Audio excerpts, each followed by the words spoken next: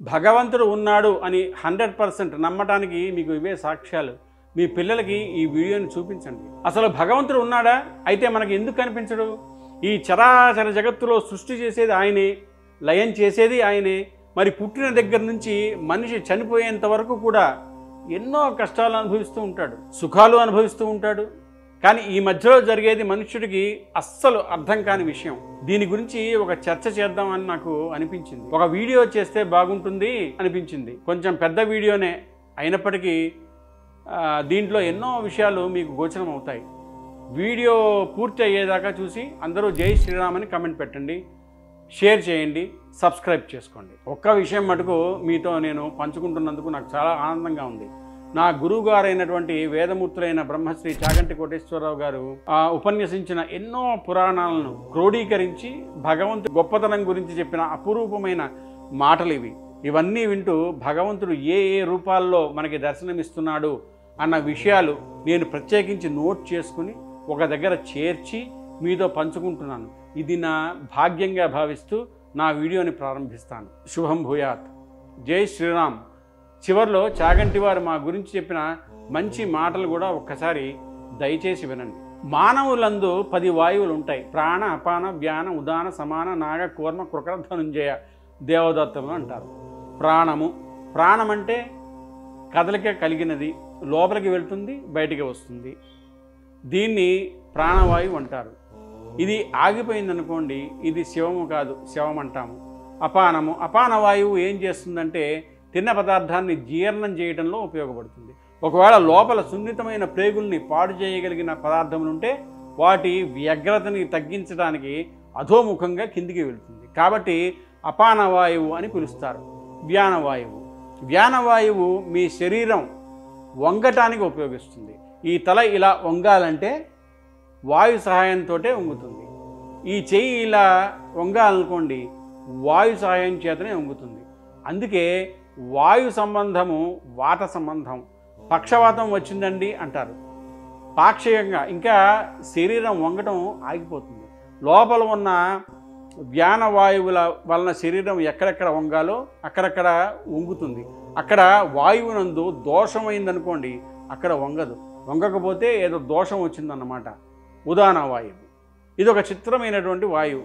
ఈ వాయువుకు విశ్వకర్మ అని పేరు. ఎటువంటి ప్రాణిగా తాను ఉన్నాడో, ఏ రూపంతో తాను ఉన్నాడో అటువంటి రూపం కలిగినటువంటి వేరొక ప్రాణి తన యొక్క తేజస్సు నుండి ఉద్భవించడానికి వీలుగా తన శరీరంలోనే ఉన్నటువంటి కొన్ని అవయవములందు మార్పు కలిగించేటటువంటి వాయువుకి ఉదాన వాయువు అని పేరు. ఈ ఉదాన వాయువు వలన శరీరంలో ఉన్న కొన్ని స్థానముల యందు చిన్న చిన్న మార్పులు జరుగుతాయి. అప్పుడు గర్భధారణ జరిగి ప్రత్యుత్పత్తి జరుగుతుంది. మనిషికి మనిషి, కుక్కకి కుక్క, పిల్లికి పిల్లి ఇలా పుడతాయి. కాబట్టి ఇప్పుడు ఉదానము అన్న పేరుతో సృష్టి జరుగుతుంది. సమాన వాయువు, సమాన రూపంలో ఒక వాయువు ఉంటుంది లోపల. మీరు అన్నం తినేసి పడుకుంటే ఇన్ని వెంట్రుకలు ఉన్నాయి నా తల మీద. ఇందులో ఒకే ఒక్క చోట వెంట్రుకలు పెరిగాయి అనుకోండి, మిగిలిన వెంట్రుకలు పెరగటం మానేశాయి అనుకోండి, అప్పుడు నాకు ఇటు పక్క నుంచి ఒక జట తెల్లవారు లేచి మిల్లీమీటర్తో కొలిస్తే తల మీద వెంట్రుకలన్నీ సమానంగా పెరుగుతాయి. చేతులు సమానంగా పెరుగుతాయి, వేళ్ళు సమానంగా పెరుగుతాయి, గోళ్ళు సమానంగా పెరుగుతాయి, కాళ్ళు సమానంగా పెరుగుతాయి. ఒక కాలు పెరిగి ఇంకొక కాలు పెరగకపోతే సరైన నడక కుదురుతుందా? చేతులు సమానంగా పెరుగుతాయి. ఎవరు పెంచుతున్నారు దీన్ని? శంకరాజ్ఞ ప్రకారము వాయువే సమాన వాయువు రూపంలో ఉండి సమానంగా శరీరాన్ని పెంచుతోంది. నాగవాయువు తినవలసిన పదార్థం కన్నా ఎక్కువ తినేస్తే జీర్ణం చేయడం కష్టం, లోపల గాలి తిరగదు. కాబట్టి అంత తినకు అని త్రేణ్పు రూపంలో వస్తుంది లోపల నుంచి గాలి. త్రేణ్పు రూపంలో చెప్తాడు ఇక తినవద్దు అని. దీనికి నాగము అని పేరు. కూర్మవాయువు, కూర్మమన్న వాయువు శరీరంలో మిగిలిన వాయువుల్లా కొద్దిగా స్తబ్దుగా ఉండడానికి వీల్లేదు. ఈ వాయువు చాలా అలర్ట్గా ఉంటుంది. ఎక్కడ ఉంటుంది? కనురెప్పని ఆశ్రయించి ఉంటుంది. కంటి దగ్గరికి ఒక పురుగు వచ్చిందనుకోండి, వెంటనే కనురెప్ప పడిపోవాలి. కనురెప్ప మెల్లిగా గట్టిగా వేసుకుంటాను అంటే ఇబ్బంది పడతాం.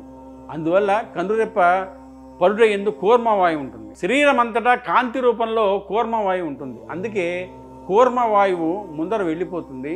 మృత్యువు వచ్చే ముందు ఆయనకి ప్రేతకళ వచ్చేసిందండి అంటారు. మెరుపులా వస్తుంది అంటే కూర్మవాయువు వెళ్ళిపోయింది అని అర్థం. కూర్మము కాంతి రూపంలో ఉంటుంది. కృకరవాయువు తినవలసిన వేళకి తినకపోతే అబ్బాయి నువ్వు తిను తిను అని ఆకలి రూపంలో మంట పుట్టిస్తుంది ఒక వాయువు. దీన్నే కృకరవాయువు అంటారు.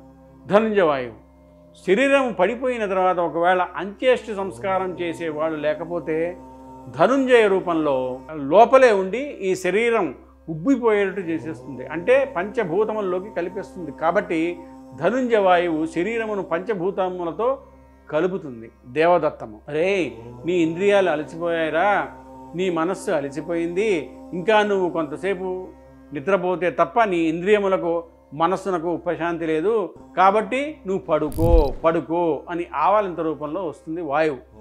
ఆ ఆవలింతకే దేవదత్తం అని పేరు. ఇప్పుడు ప్రభంజనుడై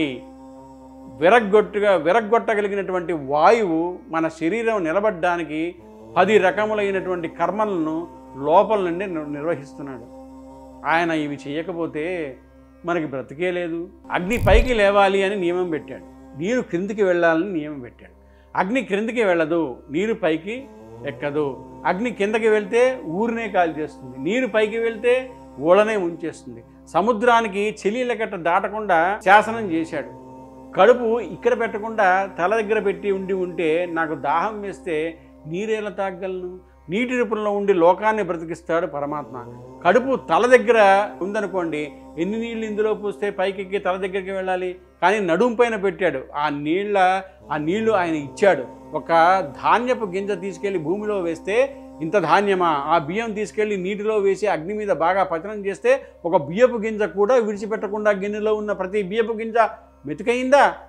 మెత్తటి మెతుకుల్లోకి ఒక కూరగాయ తీసుకొచ్చి కలుపుకొని ఉడికించినట్టయితే రుచి వస్తుంది. ఆ రుచి గ్రహించి నేను సంతోషించడానికి నాకు నాలుక పెట్టావా, నాలుక మీద రూపాంకురాల నాలుక మీద పెట్టుకునేటప్పటికి జిగురుతో లోపలికి జారటానికి మళ్ళీ మ్యూకస్ పుట్టడమా, లోపలికి జారిపోతే అంత అసహ్యంగా నేను తినేటటువంటి పదార్థాలన్నింటినీ లోపల పచనం చేస్తున్నావా? తిన్నదాన్ని అంతా కూడా లోపల కూర్చుని నువ్వు జీర్ణం చేస్తున్నావా?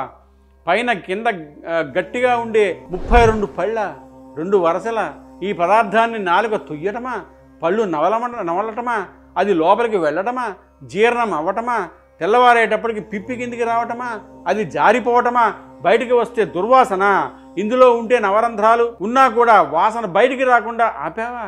ఇంకా అర్థం కాలేదా ఎవరో ఇదంతా చేస్తుంది? మీ పిల్లలకి భోజనం వడ్డిస్తూ ఈ మాటలు చెప్పండి. ఊపిరి పీలిస్తే కదా వాక్కుగా మారేది. మన ఊపిరి తీయించి ఆ ఊపిరిని మళ్ళీ నిలబెట్టి మన మనస్సులో ఏదో ఆలోచన కలిగితే మూలాధార చక్రం దగ్గర నుంచి కదిలినటువంటి వాయువు పైకొచ్చి సహస్రార చక్రం దగ్గరికి వెళితే ఇలా వెళ్ళకూడదని వాయువుని వెనక్కి తోసేస్తే నాలుక కదులుతున్నప్పుడు గాలి దాని చేత నొక్కబడి సొట్టలుబడి అక్షరములై, అక్షరములు పదములై, పదములు వాక్యములై, ఆ వాక్యమును నాలో ఉన్న భావాన్ని పట్టుకొని బయటకు వస్తే శబ్దస్వరూపంగా మన చెవుల్లోకి వెళితే మనం అన్నది ఎదుటివాడికి అర్థమైతే దాని వలన ప్రయోజనం నెరవేరుతోంది. కాబట్టి ఇదంతా నడుపుతోంది ఎవరు? ఎన్నో గీతలు గీశాను, ఎన్నో అక్షరాలు రాశాను, నీటి తడికి అవన్నీ పోయాయి. మా అమ్మ కడుపులో ఉండగా ఒక మహాశిల్పి గీశాడు ఈ గీతలు. ఎన్నిసార్లు కడిగానో ఈ చేతులు, ఆ గీతలు మాత్రం పోలేదు. ఏ ఉలిపెట్టి గీశాడో. నిద్రపోయి లేస్తాం, నిద్రపోయి లేవగానే ఏం చూస్తారు? గడియారంగా చూస్తాం. ఎంతైంది టైం అని, అమ్మ బాబోయ్ 6 అయిపోయింది అని నిద్రలేస్తాం. మీరు ఒక్కసారి వెనక్కి వెళ్ళి ఆలోచన చేయండి. రాత్రి 11 గంటలకి పడుకున్నాను, 6 గంటల వరకు నాకు ఈ చరాచర జగత్తులో ఏ సంబంధము లేదు. ఒక శవం ఎలా పడిపోయి ఉండిపోయిందో నేను అలా పడిపోయి ఉన్నాను. ఈ 6 గంటల సమయంలో ఈ జగత్తునందు ఏ మార్పు జరిగిందో, నా ఇంట్లోకి ఏ దొంగైనా వచ్చి ఏమైనా పట్టుకుపోయాడో కూడా నాకు తెలియదు. కానీ ఏమీ తెలియని స్థితిలో ఉన్నటువంటి నేనని చెబుతున్న ఈ దేహము ఉండాలంటే కొన్ని ఉండాలన్నది మాత్రం నాకు తెలుసు. మనం సుషుప్తిలో ఉండంగా లోపల జీర్ణం జరుగుతూ ఉండాలి, ఊపిరి పీలుస్తూ ఉండాలి, వదిలిపెడుతూ ఉండాలి.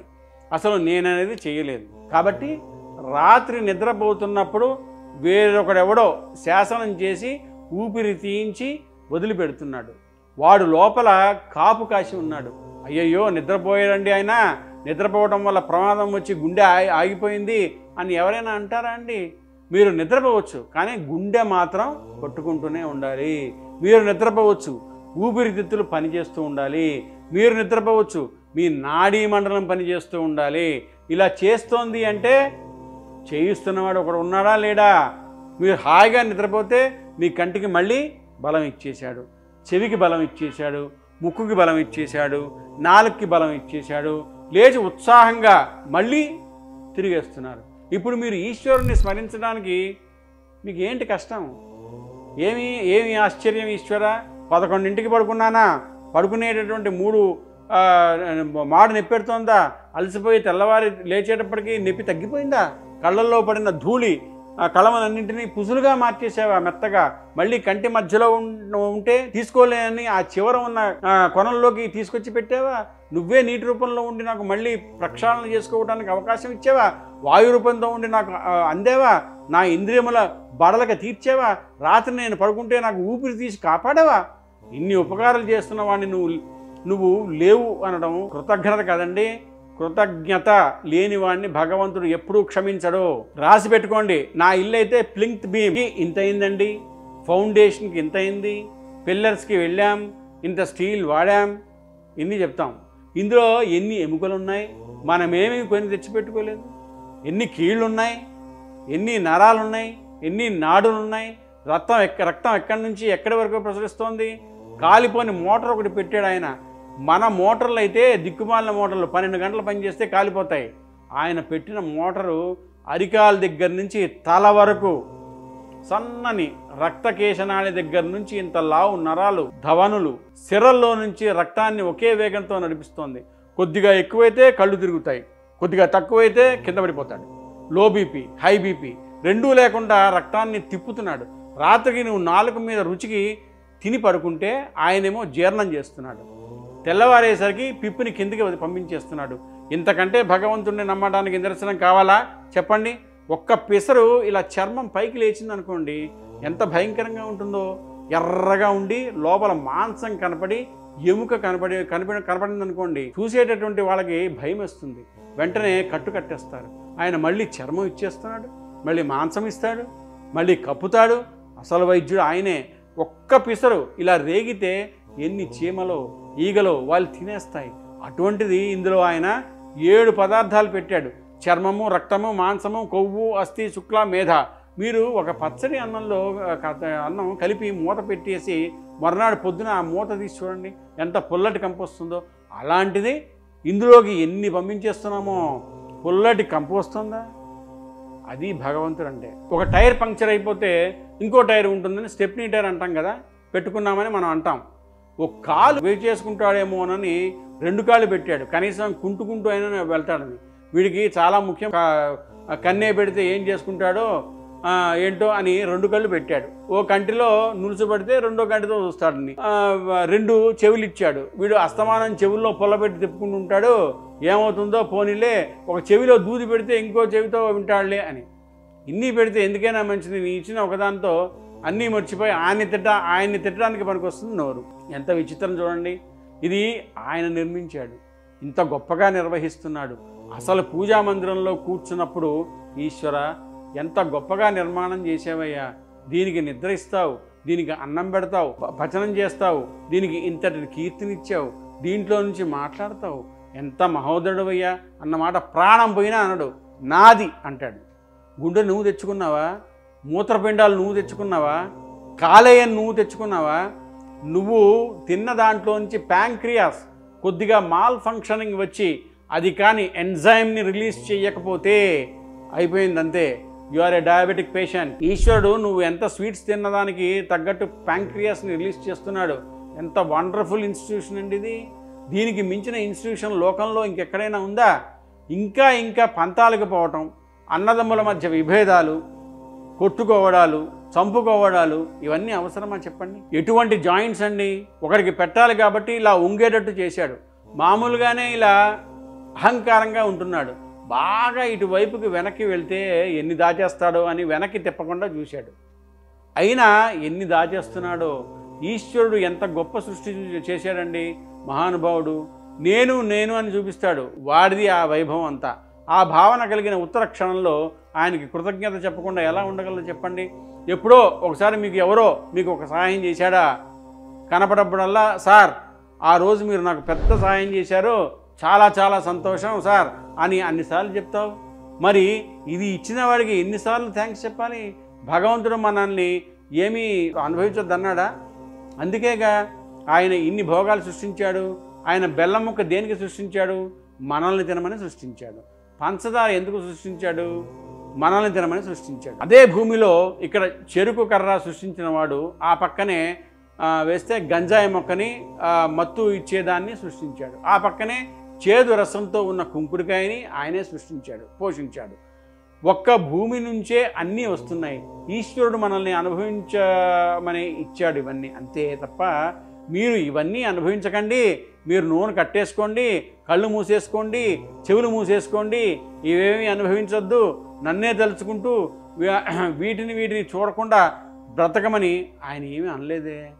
అమ్మ పాయసం వండేది తాను తినడం కన్నా పిల్లల కోసం వండుతుంది. పిల్లల కోసం వండిన అమ్మ పాయసం కాస్త గ్లాసులో పోసి పిల్లవాడికి ఇస్తే వాడు తాగేసి ఇంకొంచెం పొయ్యమ్మా అన్నాడు అనుకోండి, ఇంకొంచెం పోస్తుంది. పిల్లవాడు మళ్ళీ అడిగితే ఆ కాస్త పోసేస్తుంది. వాడు గడగడా తాగేసి అమ్మ నీకుందా అని అడుగుతాడు. నాన్న నీకు బాగుందా అని అడుగుతుంది. చాలా బాగుందమ్మా అంటాడు.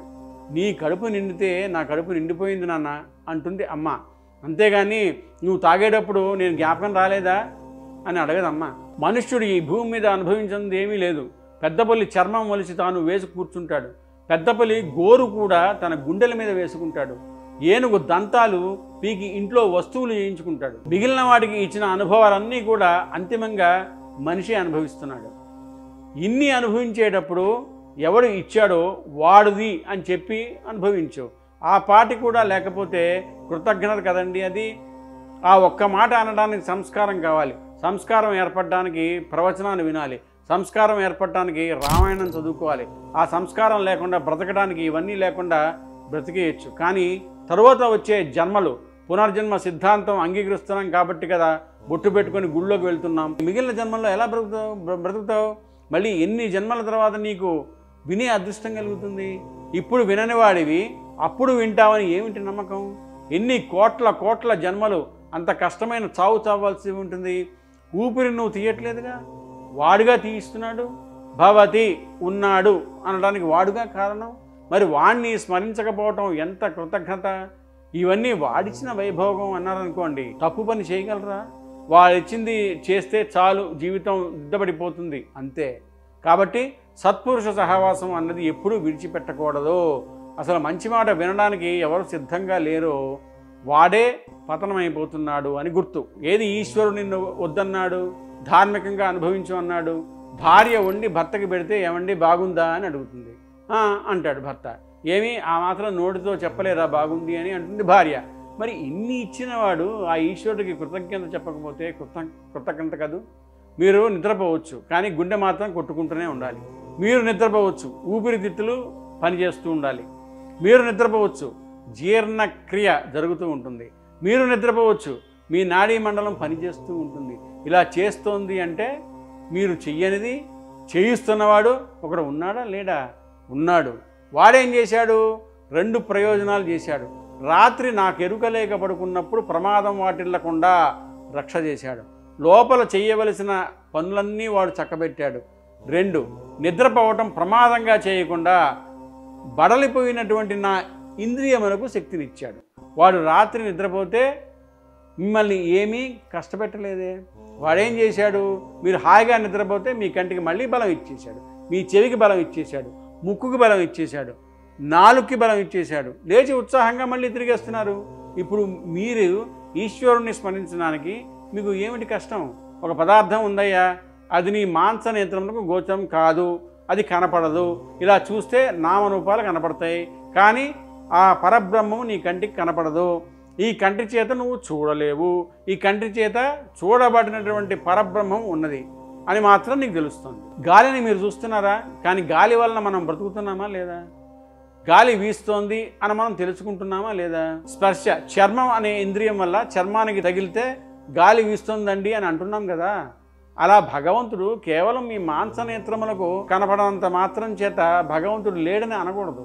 ఈ ప్రకృతిలో అనేకమైనటువంటి విషయాలు జరుగుతున్నాయి. దీనికి ఎవరు కర్త?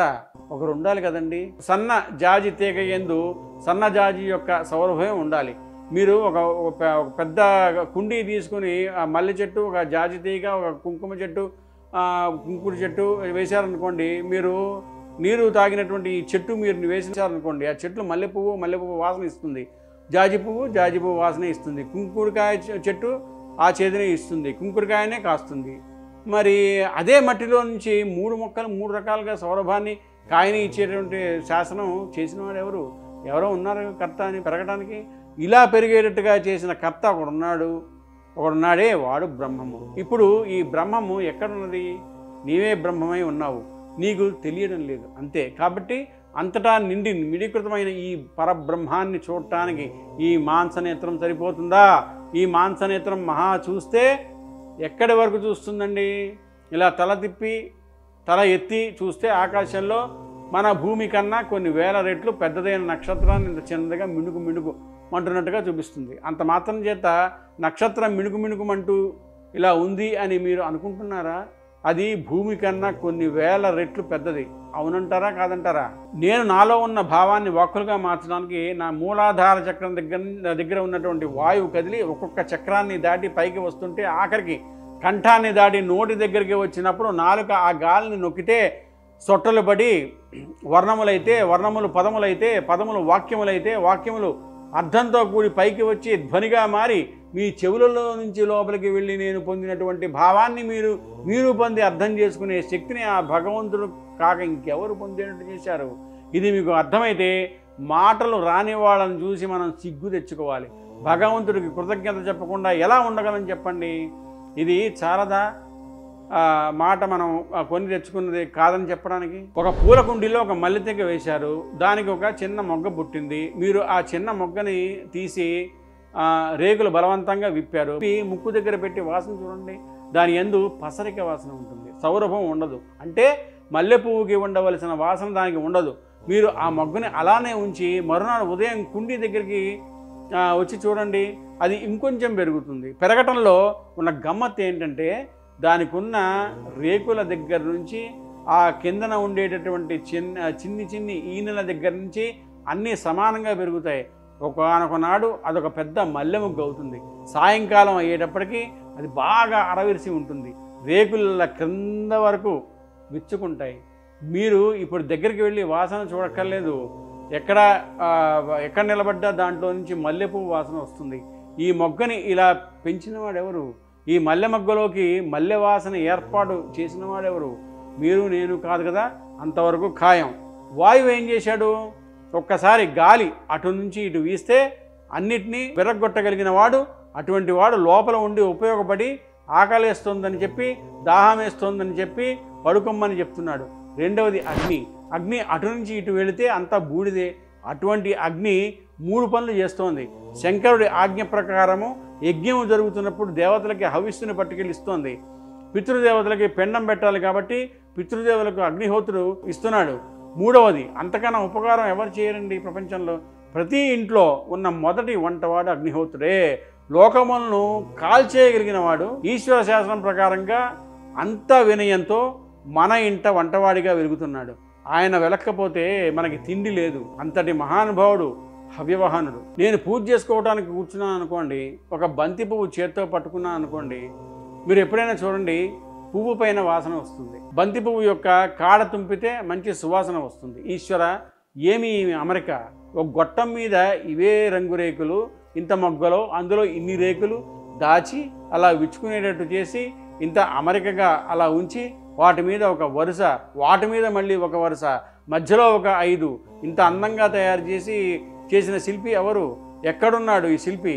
ఈ పువ్వు నా పూజా మందిరంలో భగవంతుడి పాదముల దగ్గర వేసి రేపు తీస్తే కాడ పట్టుకుంటే ఇలా ఒరిగిపోతుంది. ఇప్పుడు అంత గుబాణింపు లేదు, అంత వాసన లేదు, ఆ రేకులన్నీ ఇలా ఒరిగిపోతున్నాయి. ఎవరు ఇలా బంతి మొక్కల్లో నుంచి ఇలా తెచ్చినవాడు? ఇంత విచ్చుకునేటట్టు చేసినవాడు, ఇది ఇలా వదిలిపోయేటట్టు చేసినవాడు ఎక్కడ ఉన్నాడు అని మనకు అనుమానం వచ్చిందనుకోండి, అప్పుడు భగవంతుని ఎడల ఒక పూనిక ఏర్పడుతుంది కదూ. నిద్రపోయినప్పుడు స్వల్పకాలిక లయము అని పిలుస్తారు. నిద్ర పట్టలేదనుకోండి, అంతకన్నా భయంకరమైన స్థితి ప్రపంచంలో ఇంకొకటి ఉండదు. అంతకన్నా దుఃఖం కూడా ఇంకోటి ఉండదు. ఒక్కరోజు రాత్రి 1 గంట వరకు నిద్ర పట్టలేదనుకోండి, పిచ్చెక్కినట్టు ఉంటుంది. ఏం చేయాలో అర్థం కాదు. నిద్రని భగవంతుడిని మీరు అర్థించకుండా, మీరు ఏ ప్రయత్నము చేయకుండా, ₹1 కూడా ఖర్చు పెట్టకుండా తిరిగి విషయ సుఖాల్లో మనం మగ్నమై, ఇంద్రియములన్నీ అలసిపోయి, మనస్సు అలసిపోతే, ఈ శరీరాన్ని ఏ మంచం మీదో పడుకోబెట్టేస్తే ఆయన చక్కగా ఇంద్రియాల్లో ఉన్న శక్తిని అంతటినీ తీసి మనస్సులో పెట్టేస్తాడు. కళ్ళల్లో ఉన్న శక్తి వెనక్కి తీసి మనస్సులో పెడతాడు. కళ్ళు తెరిచి ఉంటాయి కానీ చూడలేడు. కొంతమంది కళ్ళు తెరిచో లేదో సగం తెరిచో నిద్రపోతారు, కానీ ఏమీ చూడలేరు. ఎందుకంటే శక్తి వెనక్కి వెళ్ళిపోయింది కాబట్టి. చెవు దగ్గరికి వెళ్ళి మాట్లాడినా వినపడదు. ఎందుచేత? ఆ చెవికి వినపడే శక్తి మనస్సులోకి వెళ్ళిపోయింది. ఇంద్రియాల్లో ఉన్న శక్తి మనస్సులోకి, మనస్సులో ఉన్న శక్తి ఆత్మలోకి వెళ్ళిపోతుంది. ఈ గాఢమైనటువంటి సుషుప్తి అనబడేటటువంటి నిద్రలో ఈశ్వరుడు మనకి ఒక గొప్ప ప్రయోజనాన్ని చేకూరుస్తున్నాడు. దీన్ని స్వల్పకాలిక లయము అంటారు. మనం ఛార్జింగ్ లైట్ని కరెంట్లో ఛార్జ్ చేసినట్టు ఈ మనస్సు ఇంద్రియాల యొక్క శక్తి తీసుకొని ఆత్మలోకి వెళ్ళి కూర్చుంటుంది. కూర్చున్నప్పుడు ఈ ఆత్మ మనస్సుకి, ఇంద్రియములకు కావలసినటువంటి బలాన్ని ఇస్తుంది. తెల్లవారి నిద్ర లేవగానే మనస్సు మేల్కొంటుంది. మేల్కొనడం అంటే ఆత్మ నుంచి విడిపడుతుంది. ఇదంతా చేస్తుంది ఎవరు? మనం సుఖాభిలాషలం. మనకి సుఖం కావాలి అని వెంపర్లాడతాం. మీరు ఒక్కసారి ఆలోచించండి చాలు, మీకు అర్థమైపోతుంది. తేలిగ్గా పట్టుకోగలుగుతారు. పరమేశ్వరుడు మనుష్యులందరినీ తయారు చేశాడు. మిగిలిన జీవకోటిని పక్కన పెట్టండి. చారడేసి కళ్ళు పెట్టాడు, చూసే శక్తి తీసేశాడు. అక్కడ ఒక జలపాతం ఉంది, నాకెందుకు, ఏమిటి చూస్తాను? రామాయణం ఉంది, నేనేం చదువుకుంటాను? చక్కటి చెవులు పెట్టాడు, కానీ వాటికి వినే శక్తి తీసేశాడు. అక్కడ ఒక వీణానాదం ఉంది, నేనేం వింటాను? సంపంగి మొగ్గలాంటి ముక్కు పెట్టాడు, వాసన చూసే శక్తి తీసేశాడు అనుకోండి. అక్కడి నుంచి మల్లె ముగ్గ ఉంది, నేనేం వాసన చూస్తాను? మెరిసిపోతున్న చర్మం పెట్టాడు, స్పర్శ శక్తి తీసేశాడు. భార్య ఉంది, ఎలా ముట్టుకుంటాను? కొడుకున్నాడు, తడిమి ఎలా పరవశించిపోతాను? కొడుకుని కౌగిలించుకొని ఎలా పొంగిపోతాను? పుత్రగాత్ర పరిశ్రమ అంటారు కదా, ఎర్రగా నాలుకను పెట్టాడు, రుచి చెప్పే శక్తి తీసేశాడు. ఒక మధుర పదార్థం ఉంది, నాలుక మీద వేసుకుంటే కదూ దాని రుచి తెలిసేది. రుచి తెలియనప్పుడు బొగ్గు వేసుకుంటే ఏమిటి, మిఠాయి వేసుకుంటే ఏమిటి? సుఖము దుఃఖము ఈ రెండు ఏమైనా ఉన్నాయా? ఇక బ్రహ్మాండంలో ఉన్న ఈ సుఖ స్థానములు మీకు పనికి వచ్చేవి కావు, మిమ్మల్ని సుఖపెట్టవు, దుఃఖపెట్టవు. ప్రపంచమంతా అయోమయం. కానీ ఆయన ఏం చేశాడు? ఉదారుడై, నువ్వు ఎంత డబ్బు ఇచ్చావురా అని అడగలేదు. అడగకుండా కన్ను, ముక్కు, చెవి, నాలుక, చర్మం పెట్టి వీడి 5 శక్తులు పెట్టాడు. శబ్ద, రస, రూప, గంధ, స్పర్శములను ఇచ్చాడు. ఈ 5 ఇచ్చాడు కాబట్టి ఒకే ఇంద్రియముతో కొన్ని కోట్ల భోగములను అనుభవిస్తున్నాం మనం. ఒక కంటిని అడ్డుపెట్టి ఎన్ని భోగాలో ఈశ్వరుడు ఆ కంటికి చూడగలిగే శక్తిని అదే పనిగా వాడుతుంటే దసిపోతున్నటువంటి కంటిని జాగ్రత్తగా పెట్టుకోవడానికి చాలా అందమైనటువంటి రెప్పల్ని ఇలా పడిపోయి మళ్ళీ ఆ వేడి తగ్గించేసి మళ్ళీ ఇలా లేచిపోతూ ఆ తల మీద వెంట్రుకలు పెరిగిపోతుంటే కన్నురెప్ప వెంట్రుకలు మాత్రం పెరగకుండా అంతే ఉండి తల వెంట్రుకలు ఇలా దిగిపోతే అది మాత్రం ఇలా దొప్పలా లేచి ఇలా ఉండేటట్టు, అది రెప్ప ఇలా పడిపోతే ఈ కన్నురెప్ప వెంట్రుకలు అలా అడ్డొస్తే ఏ చేమో వెళ్దామనుకున్న అడ్డొస్తే పైకి ఎక్కలేక కింద నుంచి దూరలేక పక్కకి వెళ్ళిపోతే నిద్రపోతున్నప్పుడు కూడా రక్షించడానికి పెరగని వెంట్రుకలతో అంత అందమైన కనురెప్పని అవి ముయ్యగలిగినంత వెంట్రుకల కూర్చుతో అంత మెత్తగా అంత సున్నితంగా తయారు చేసి నా కంటిని రక్షిస్తున్న ఆ పరమేశ్వరుడికి ఏమి చిరుడం తీర్చుకోగలను? నిజంగా నా కంటిని రక్షించుకునే కర్తవ్యం నా మీదే పెట్టుంటే ఈశ్వరుడు నా బ్రతుకు ఏమైపోను?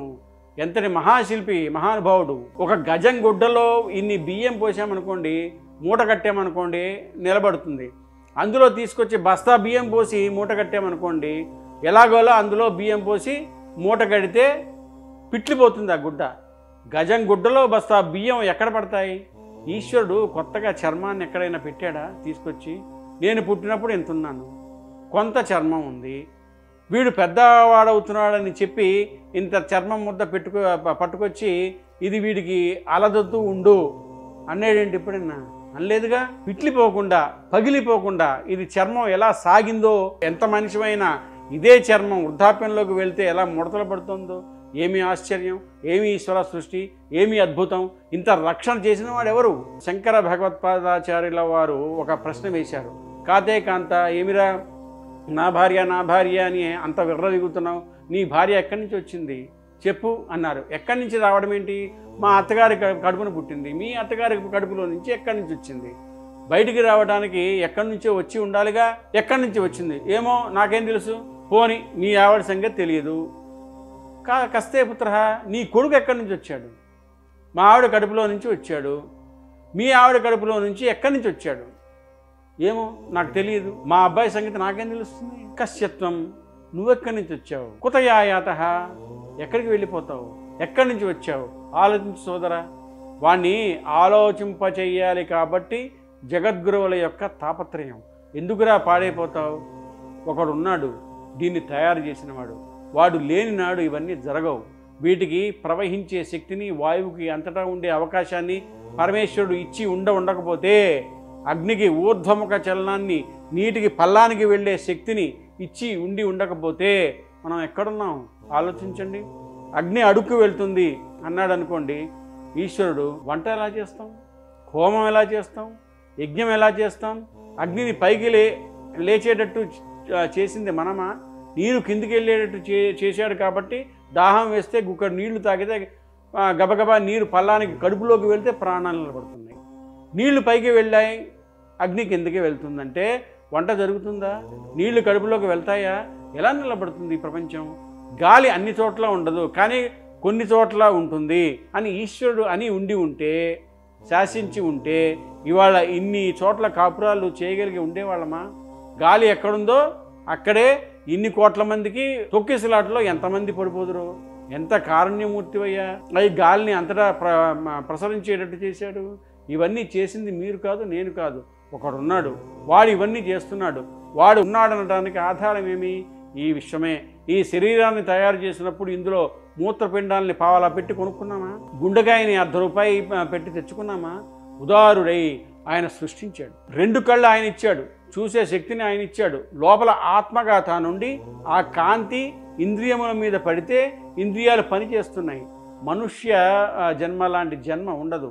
మరి మనుష్యుడు భగవంతుడిని చేరుకోవాలి అంటే అసలు భగవంతుడు ఉన్నాడని నమ్మడం ఎలా?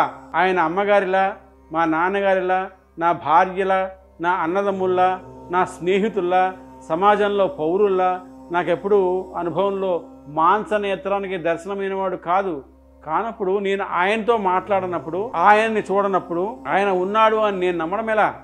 ఆయన ఉన్నాడు అని నమ్మడానికి అన్ని వేళలా మాంసనేత్రం చేత చూసినటువంటి సత్యమని నువ్వు అనడానికి అవకాశాలు లేవు. భూమి తిరుగుతోంది.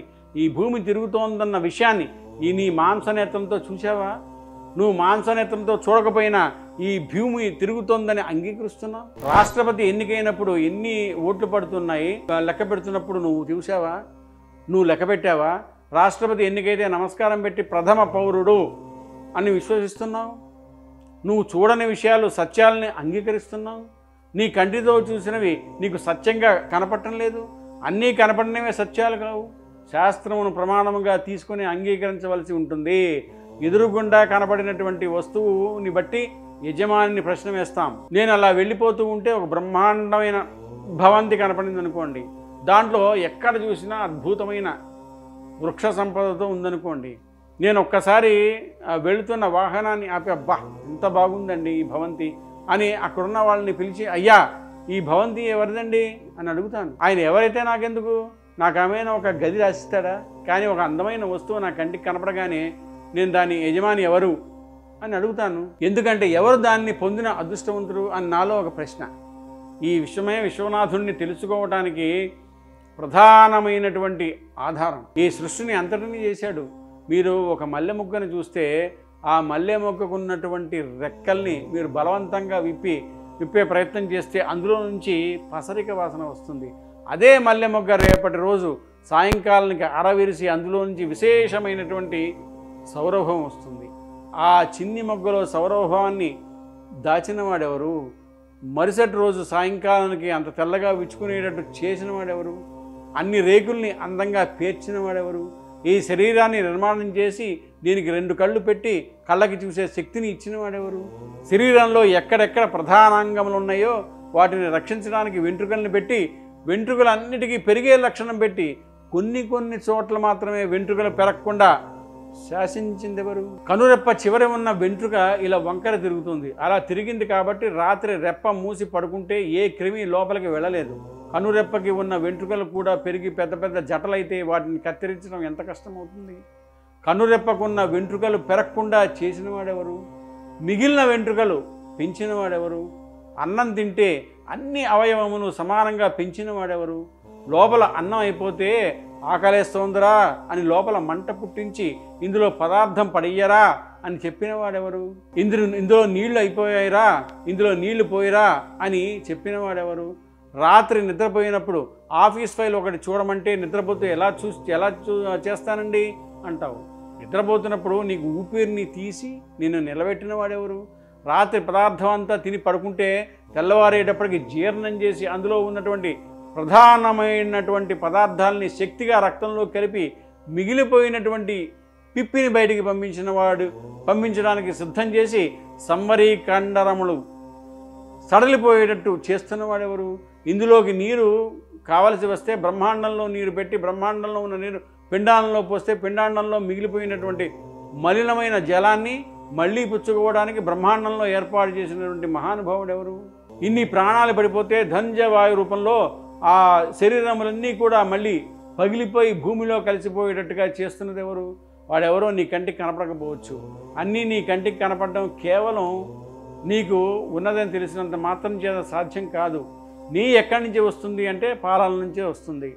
ఇది పరమసత్యం. కానీ పాలలో నేతిని చూపించడం అంటే సాధ్యం కాదు. కొంత పరిశ్రమ అవసరం. ఆ పాలు కాచాలి, తోడు పెట్టాలి, పెరుగు చెయ్యాలి, కవ్వం దింపాలి, చిలకాలి, మజ్జిగ చేయాలి. మజ్జిగలో నుంచి వెన్న తేలాలి. వెన్నని గిన్నెలో పోసి పొయ్యి మీద పెట్టి కరగబెడితే నెయ్యి రావాలి. వచ్చిన నెయ్యి ఎక్కడి నుంచి వచ్చింది? పాలల నుంచే వచ్చింది. పాలల్లో నుంచి వచ్చిన నెయ్యి పాలలో కనపడుతుందా? కొంత సాధన చేస్తే కనపడుతుంది.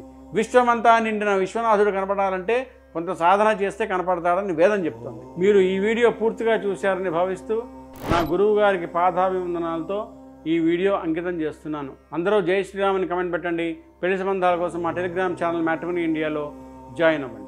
విశ్వసనీయమైనటువంటి సంస్థ కానీ వ్యక్తులు కానీ అవసరం అవుతారు. ఈ లోటుని పూడ్చి సమాజంలో ఎందరికో చక్కటి సంబంధాలను చూపించి జ్యోతి మ్యాట్రిమోనియల్ అనబడేటటువంటి సంస్థ ఎంతో గొప్ప సేవ చేస్తోంది. శ్రీమతి జొన్నలగడ్డ జ్యోతి గారు ఎంతో ఓర్పుతో సమాజ సేవ చెయ్యాలనేటటువంటి తాపత్రయంతో ఈ రంగంలో చాలా కాలంగా ఊంచుకుని ఎందరో దంపతుల్ని కలిపారు. ఎందరో కొత్త కొత్త జంటలు వివాహం చేసుకుని సత్సంతానాన్ని పొంది ఎంతో సంతోషంతో ఉన్నాయి. ఆ సంస్థ వలన ఎందరికో ఉపకారం జరిగింది. 10 కాలాల పాటు 10 మందికి సహాయం చేస్తూ వివాహమైనటువంటి దంపతులందరూ దీర్ఘాయుష్మంతులై ఏకాభిప్రాయంతో ఒకే మనసుగా, ఒకే తనువుగా, ఒకే జీవితంగా ఒకరినొకరు అర్థం చేసుకుని బ్రతికేటట్టుగా సంబంధములను కుదురుస్తూ వృద్ధిలోకి రావడానికి కావలసినటువంటి సమస్త విభూతులను పరమేశ్వరుడు తన నిర్హేతుక కృపాకటాక్ష వీక్షణముల చేత అనుగ్రహించుగాక. jyotimatrimony.com 8862400055 ఇప్పుడే రిజిస్టర్ చేసుకోండి.